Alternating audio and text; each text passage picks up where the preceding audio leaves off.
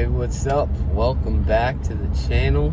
Just leaving the gym, It was like a 7:40 gym today. Went by myself because have to do some other things later today. And Toby didn't want to go this early. Oh, there's a matte black Tesla Model X. That's pretty sick. What do you guys think of Teslas? I think they're pretty cool. I think they're kind of inconvenient to charging, but I think they're pretty cool.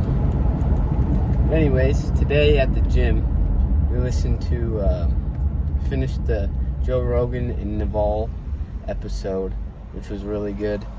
And they were talking about, like, how people say, like, rich people aren't happy, and how that's, like, not true, or kind of, they said it was offensive, and it's because rich people are supposed to be like, so their mind is always working and they're always thinking about things, so they don't have time to be unhappy.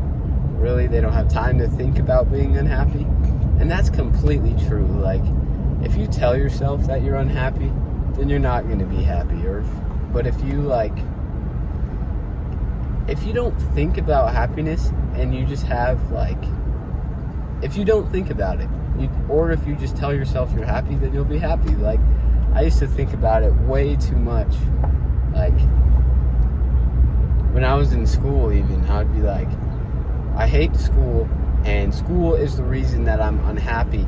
And I was unhappy, but then I just started, like, I don't know what changed it for me. Maybe it was the idea that I was so close and I was going to get out, so I just show up and just go so I can be done. And I just stopped thinking about it. I just stopped thinking about school making me unhappy, and I wasn't unhappy anymore. And I really like how Andrew Tate talks about happiness, and he's like, as a man, you don't need to be happy. And really, as long as you have a purpose, there's no reason for a man to be happy. Like, if you have a job to do, you're gonna have to get up and do it no matter how you feel. So what's the point? And he said he wouldn't call himself unhappy, but he wouldn't call himself happy. It's just a state of doing, and just doing what you have to do no matter how you feel, and that's how you have to be. Because if you let your emotions dictate what you do in life, then you're acting like a female, right? And there's nothing against them. That's just how they act naturally. That's just how they're supposed to act. But when a man does it, it's a problem, because then things don't get done. And as a man, you're supposed to get things done. And I thought that was really interesting. And I really like how he says that, because then it really changes your whole perspective on it. Because, like, well, it's like going back to yesterday's video. If you didn't watch that, go watch that. We talked about, was it yesterday? No, that was 2 days ago. We talked about, like, what the point of life is. And lots of people will say to be happy, but what if there is no point in life? What if you're just here just because you basically hit the lottery, and you're just here just because? And then what? Then you get to choose what the purpose of your life is. You get to choose everything. And I think this idea that you have to be happy to do things is, like, it's a modern idea. People say, do what makes you happy. But then look at it from a bird's eye view and be like, do you ever question that? Like, why? Why should I be happy? Like, it's not a bad thing to be happy, right? But, I mean, you can find happiness in anything that you're doing. And, yeah, sometimes looking back on things, the things that you hate the most will teach you a lesson.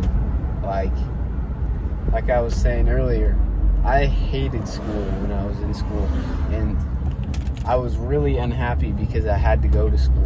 and it was just a waste of time.